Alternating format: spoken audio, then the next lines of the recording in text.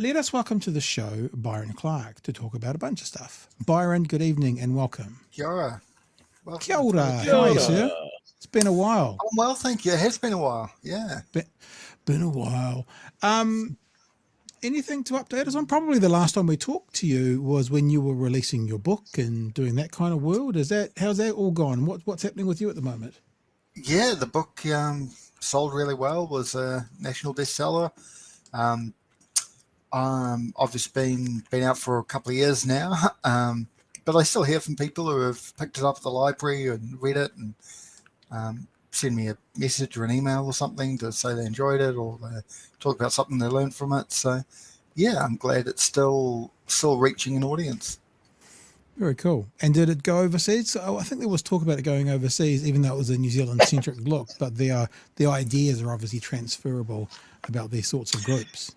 Yeah, well, a few people in Australia have bought copies, and the ebook, of course, is available everywhere. So people who are in this kind of field, looking at the far right, looking at disinformation, a lot of them have purchased it, even if they're, in the UK or the US or elsewhere. So always good to hear from them as well when they, talk about how it gave them some perspective on like what's happening even in this little corner of the world and what the similarities are with what's happening there. Yeah, it's great.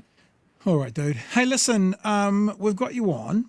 We are talking we talked a bit last night about free speech and what's happening in America and like the writers running away from free speech at the moment because it doesn't suit their narrative. But to be fair, some on the left of recent times sort of ran away from free speech because it didn't really suit their narrative. So I think last night, I got on my pulpit for a bit and I kind of went, this is why you need to be consistent around free speech. It can't always be convenient for you.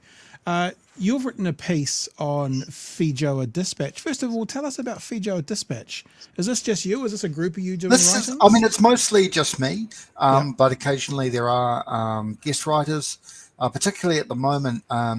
I raised a little bit of extra money, and I'm also working with the online newsletter Fight Back, and we've raised some money to pay writers in Gaza to tell their stories. So I've been publishing a lot of work from people in Gaza. Well, 2 so far, but there's going to be another 10 over the rest of this year, and possibly more after that if we perhaps do another crowdfund. But yeah, other than that, it's mostly me and the occasional guest writer.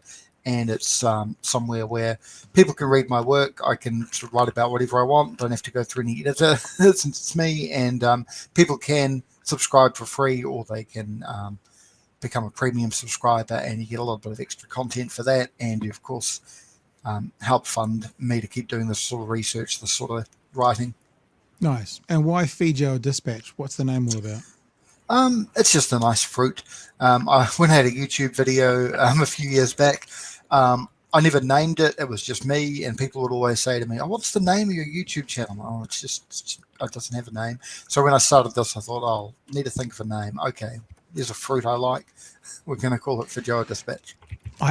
This is pertinent to me today. I was at the supermarket and we bought 3 feijoas, and something about growing up in Auckland and having to fucking buy feijoas now. Because in Auckland, you just get bags of the things left outside people's houses because everyone's got a feijoa tree. So there's something still pretty foreign to me about buying feijoas. But, Yeah, I don't think I've ever exchanged money for a feijoa. Yeah. All right. Hey, well, let's have a look at this conversation. You know what I did today for the first time ever? Because I'm dyslexic and sometimes the written word doesn't go in quite as much. I found on the iPhone, you can listen to articles. I can read it to you. So I had Siri read me your article a couple of times today.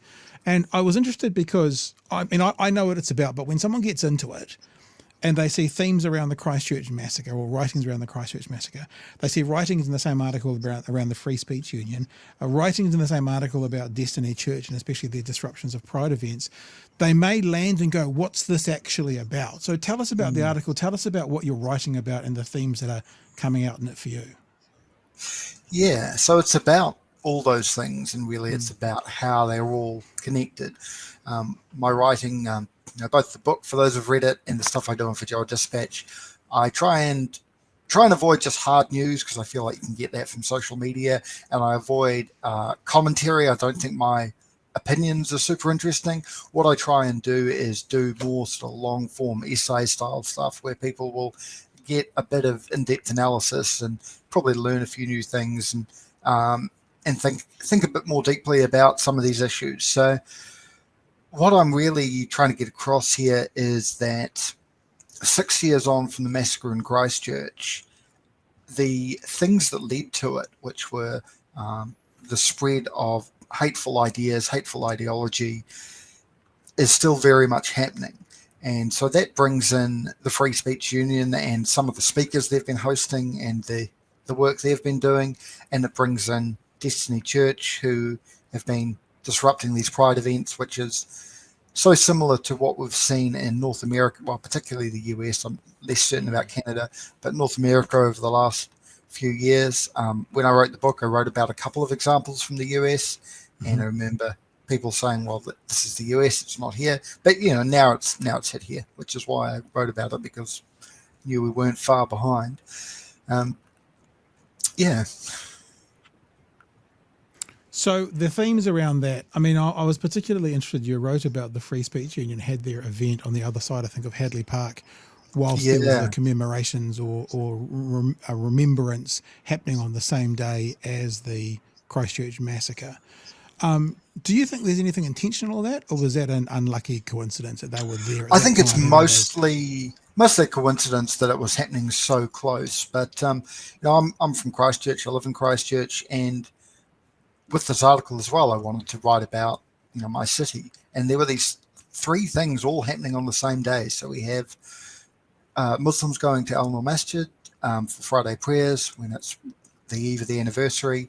Not far from there, we have Free Speech Union hosting a man who's talking about race Marxism. And then in the suburbs, but again, not very far away, we have this Pride event, which is happening, which is a spiritual event remembering lost members of the community. And that's then disrupted by these young men who burst in filming, chanting homophobic slurs and so on. And I thought these three things happening in my city all at the same, within a few hours of each other. That's a wee microcosm of where we are at in the world right now, isn't it? Those things all happening in one space. Can you, is it Dr. James Lindsay or just James Lindsay? I can't remember. James. I think Lindsay, he is a doctor of some sort. Yeah. James Lindsay, and you're written in your article that Salon describe him as a, quote, intellectual leader of the far right. I believe he's someone who they give credit to amplifying the claim of groomers when you talk about the LGBT he's certainly community. One of the people who got popularized that. And I actually heard an article, I heard an interview with him not long ago, and there was something, he said something about he was also kind of given credit for one of the sayings against Kamala Harris that sort of stuck as well. It seems to be that's a part of his bag, that he is somewhat of a marketer of catchphrases, hateful catchphrases that the right then use against the left. Would that be a fair way of describing him? I think that'd be a fair way of describing him, yeah. He's also trying to get the catchphrase woke right started, but doesn't seem to be having much success with that. Yeah, I did jot that down. Explain to me, as your article says, who are the woke right? Yeah, so it's a term that he is using to describe what we'd probably call the alt-right or the far right, or maybe there's some other terms there. So people who are very openly like white nationalists and very openly hateful, that sort of thing. And he's come to this convoluted explanation that what they're actually doing is a kind of postmodern inversion or something. And I don't know, I don't buy it myself. And yeah, while he was here in Aotearoa, when he was in Wellington at the event, the Free Speech Union hosted this sort of debate, which apparently was more of a panel discussion with a local, well, I'd describe him as a far-right activist, William McGinty, where McGinty was arguing, don't call these people woke, they're the opposite of woke. And I think I say in my article, it's one of those moments of, the worst person you know has made a great point. Because, yeah, he's arguing that because he is very anti-wokeness, but inclined to, I think, agree with a lot of what James Lindsay is actually calling the woke right. Chewie, why don't you jump in? I've got some more questions, but you're smarter than me. Get in there. um, what's the feeling and how was, I guess, the commemoration of the massacre in Christchurch? Where's Christchurch at, I guess, so long after the massacre now? Yeah, well, every year now we have Unity Week, which is put on by a group that's made up of widows of men who were killed in the massacre. I unfortunately didn't get along to the conference that they had on the first day of that week this year. I've been in previous years, but couldn't make it this year.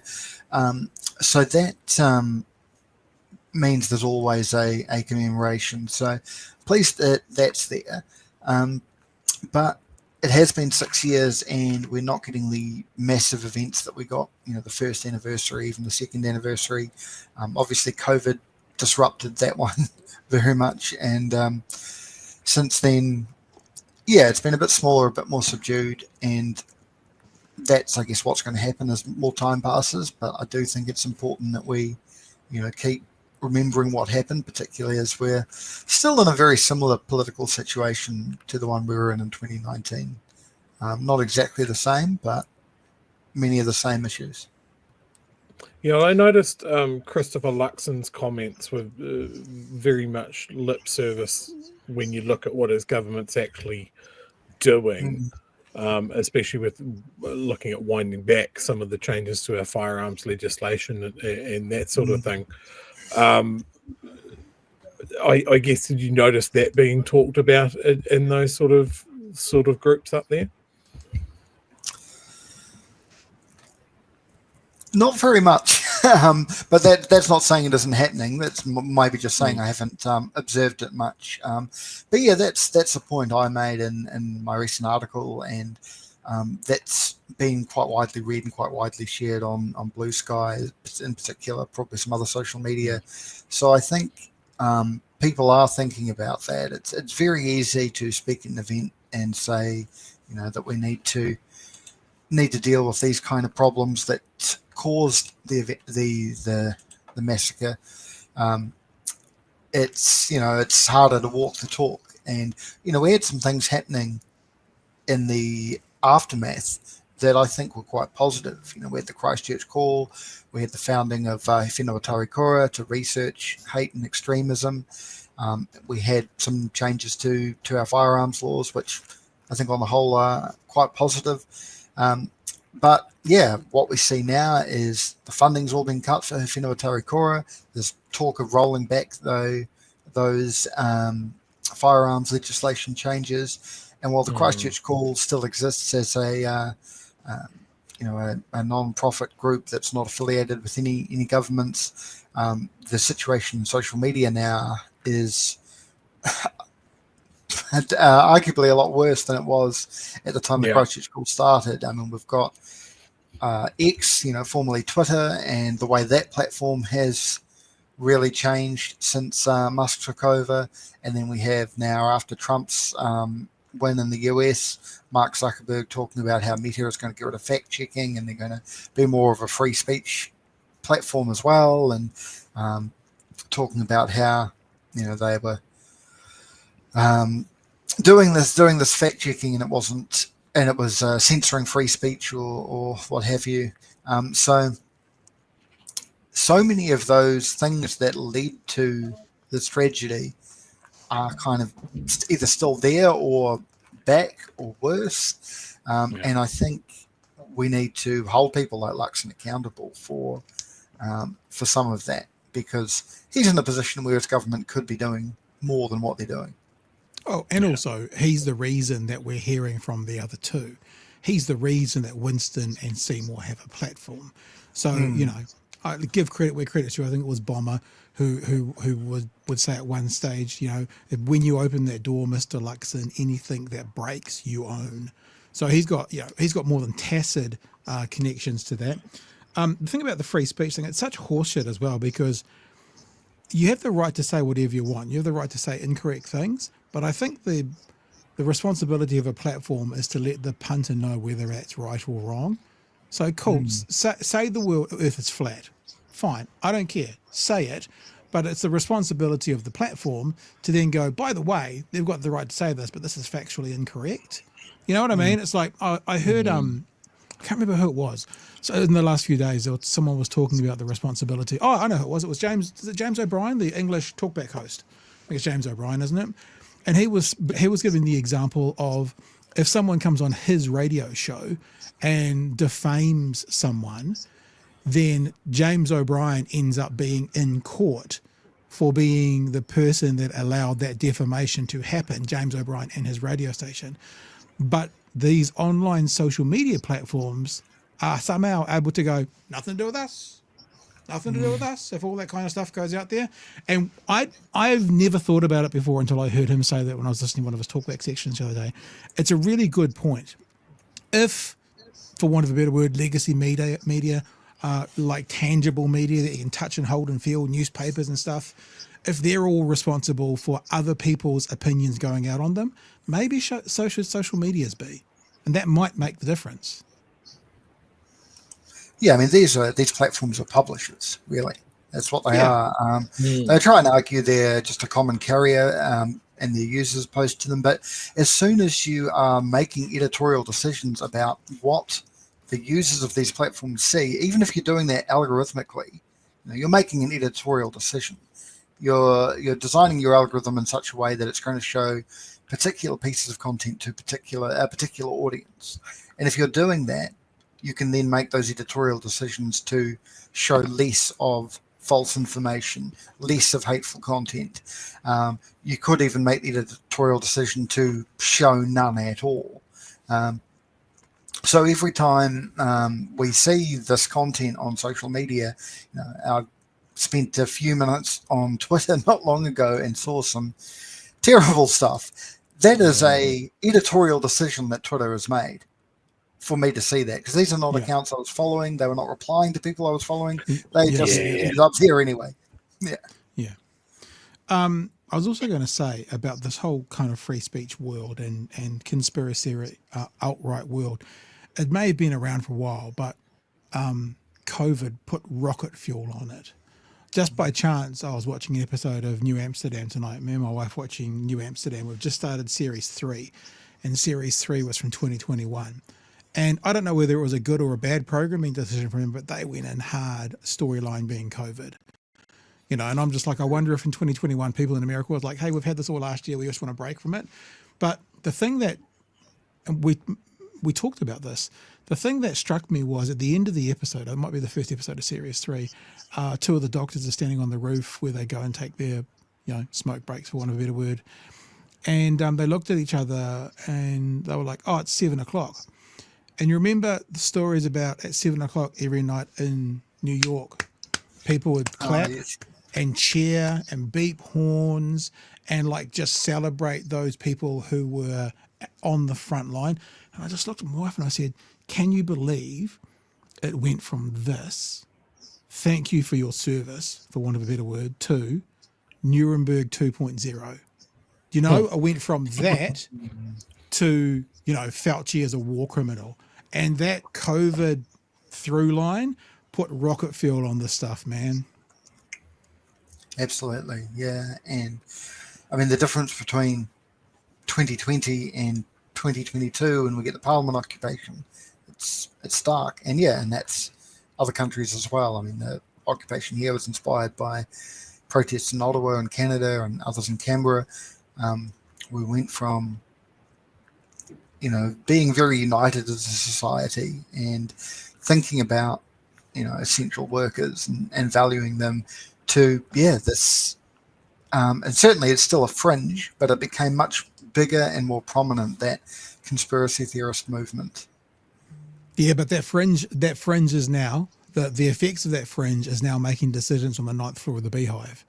Like maybe not them themselves, but the people who got them in, so they are somewhat accountable to them. So that's how it's travelled through, and it's now impacting our lives day to day here in New Zealand.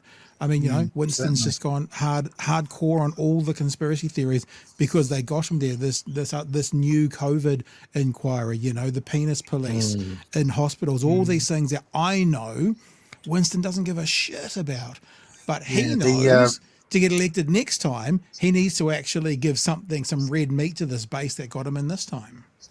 Yeah, I mean, so we've seen things like the repeal of the Therapeutic Products Bill, which regulated the sale of complementary and alternative medicine. We've seen the removal of relationship and sexuality education guidelines. And these were fringe policies of the kind of small parties that I write about in my book. And they have now become policy because people who perhaps previously were members of or aligned with or at least voting for those fringe parties have instead moved to New Zealand First. And talked about this in another recent interview. There was a sort of a mutually beneficial relationship between the more mainstream New Zealand First and that fringe, because after the 2020 election, New Zealand First had got 2.6% of the vote, and the fringe parties had got around 1% each. But by sort of joining together the way they did, New Zealand First could get over that 5% threshold. Winston could be back in, could be Deputy Prime Minister, and the fringe could get some of their policies implemented as part of the coalition agreement. Chewie, you got some more thoughts? Oh, no, I'm just really enjoying where this has gone. I guess when we're talking about fringe groups in New Zealand, we have to look at the worst case scenario, which is what's happened in the US with RFK.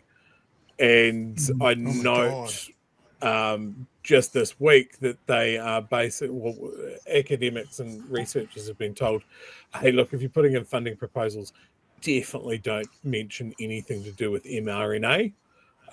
They will be declined straight away. And that is like the bleeding edge of vaccines for cancer. So while this administration's in, we're not going to make any progress against beating cancer. So when those sort of views become popular in the US, and we're going to have someone heading the what is it? There's the head of the FDA. Is that what RFK is? Human Health Services, HHS, I think. Yeah. When it's that prominent, that is going to get attention over here. He's their Minister of Health. That's who he is. Yeah. So I think seeing those things and how they bleed into our politics space, I think here in New Zealand we can be very, very complacent and go, yeah, but we've all got common sense and that sort of thing. There's a lot of people in the US that have common sense as well. But then this has happened. So I don't think we can be complacent about any of it. Yeah. Byron, if people want to know more about what you're doing and where your writing is the best place for them to go is Fijo Dispatch? Is that the best place to find you? That's probably the best place to find me. You can also follow me on Blue Sky, the handle that I've got down there, at byronclark.bsky.social.